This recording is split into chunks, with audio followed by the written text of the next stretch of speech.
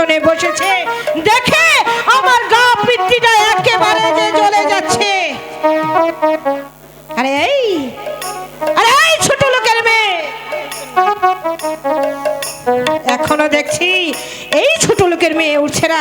আরে এই ছোট লোকের মেয়ে, তুই একটা দাসী হয়ে কেন ওই সিংহাসনে বসেছিস? দিদি গো, তোমার চাইতে এই সিংহাসনের অধিকার আমার চেয়ে বেশি, কারণ আমি যে আগে এসেছি।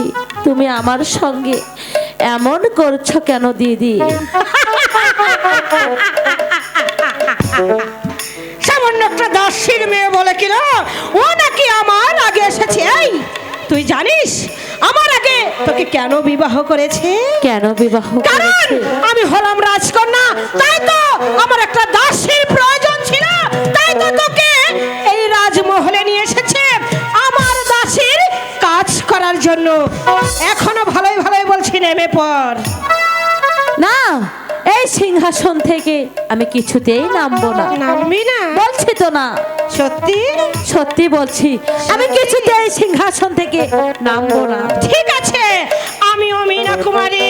সোজা আঙ্গুলে ঘি না উঠলে আঙ্গুলটা কিভাবে বাঁকা করে ঘি তুলতে হয় সেটা আমার ভালো করে জানা আছে।